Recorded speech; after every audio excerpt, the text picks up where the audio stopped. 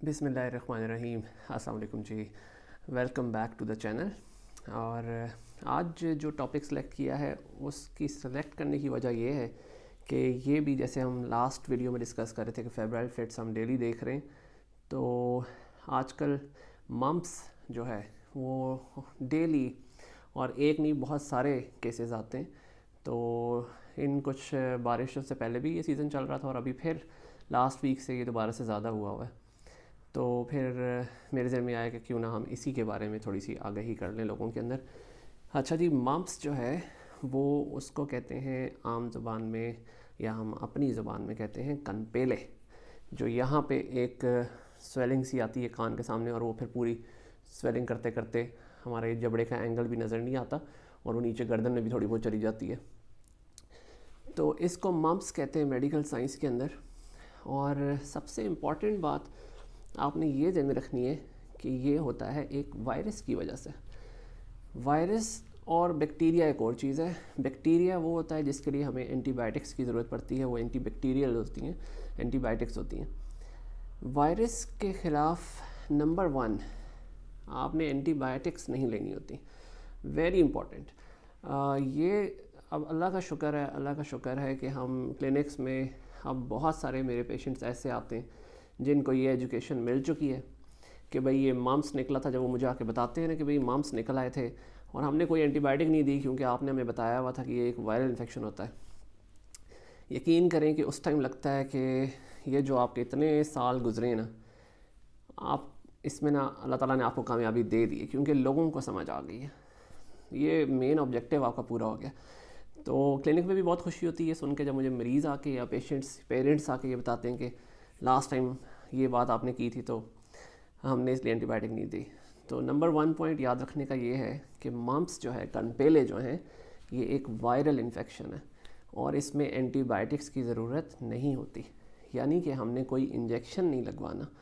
अक्सर गांव देहातों में लोग आते हैं तो इंजेक्शन लगवा कर आते हैं, जी ये निकले थे कनपेले तो हमने इंजेक्शन लगवा लिया है और एंटीबायोटिक ले रहे हैं, ओवर द काउंटर एंटीबायोटिक्स जो मिलती हैं। तो अब ये बात आपने याद रखनी है आइंदा के लिए। इसी तरह चिकन पॉक्स है, लाकड़ा काकड़ा जिसको कहते हैं, इसी तरह खसरा है, मीज़ल्स जिसको कहते हैं। ये सारी बीमारियां जो हैं, मीज़ल्स, चिकन पॉक्स, मम्प्स, ये सब वायरल इन्फेक्शंस हैं, वायरस की वजह से होते हैं। और वायरस जो है वो अपना जिस्म के अंदर एक टाइम पूरा करता है और फिर वो निकल जाता है। आपने उसमें सिर्फ ताकत थोड़ी सी अपनी बॉडी की बढ़ानी होती है, इम्यून सिस्टम, क़ुव्वत मुदाफ़त को बढ़ाने की ज़रूरत होती है ताकि बॉडी जो है वो इस वायरस के ख़िलाफ़ अच्छा लड़ सके। ठीक है, इसीलिए जब कोई वायरल इन्फेक्शन जैसे कुछ सालों से जो मशहूर कोरोना वायरस हो गया था, वो भी एक वायरस था। परेशान क्यों हो रहे थे सारे? क्योंकि कोई एंटीबायोटिक असर नहीं करनी है एज सच, और वो वायरस अपना टाइम पूरा करता है और फिर वो निकल जाता है।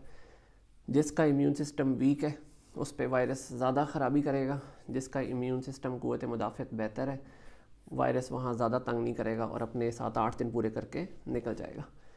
तो इसलिए जो हमारे पास डेली, मेरे पास बच्चे आते हैं जो मम्प्स के साथ आते हैं या चिकन पॉक्स के साथ आते हैं या मीज़ल्स के साथ आते हैं, ये तीनों बड़ी ख़ास वायरल बीमारियाँ जो मौसम के अंदर आती हैं, उनमें फिर मैं उनको सबसे पहले यही कहता हूँ कि आपने एंटीबायोटिक नहीं लेनी। No antibiotics, no injectables. ठीक है जी, नंबर 1। नंबर 2 ये कि आपने उसमें ऑब्वियसली फ़ीवर कंट्रोल करना है, तो बुखार के लिए आपने दवाई लेनी ही लेनी है और लेनी है कम से कम 1 हफ़्ता, क्योंकि ये मम्प्स भी, चिकन पॉक्स भी, मीज़ल्स भी मोस्टली 95% 7-8 दिन बॉडी में रहता है और फिर ये वायरस निकल जाता है। तो इन 7-8 दिनों में आपने इसके ख़िलाफ़ लड़ना है और इस लड़ने के लिए आपने बुखार की दवाई लेनी है और साथ मल्टीविटामिन लेना है। आपने विटामिन डी का सप्लीमेंट्स लेने हैं, विटामिन सी के लेने हैं, ताकि बॉडी जो है वो अपना इम्यून सिस्टम बेहतर करे और इनके ख़िलाफ़ लड़ सके। बेड रेस्ट करना चाहिए क्योंकि वायरस होते तो ये बहुत तगड़े किस्म के हैं, तंग तो करते हैं। तो उसमें बच्चों को अमूमन मैं कहता हूँ भैया आप स्कूल ना जाएं। स्कूल ना जाने की 2 वजह।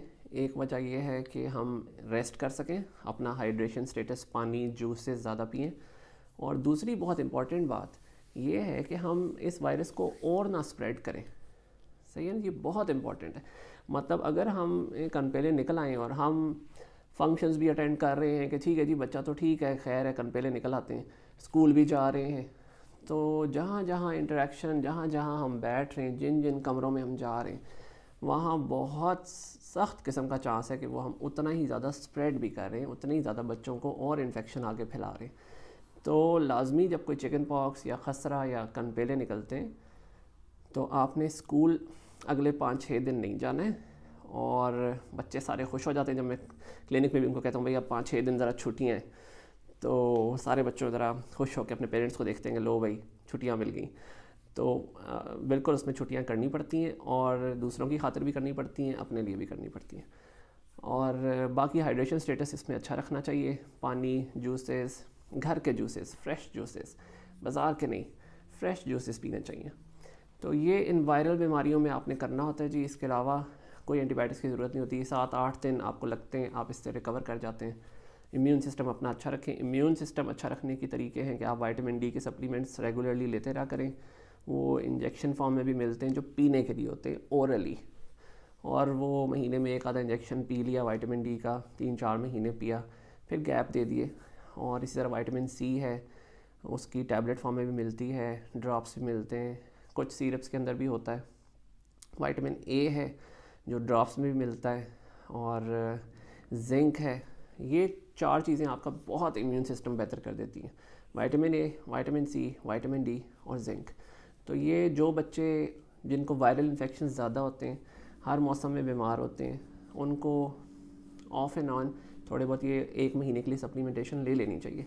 बहुत ज़बरदस्त उससे एक ब्रेक मिलती है बीमारियों से। ठीक है जी।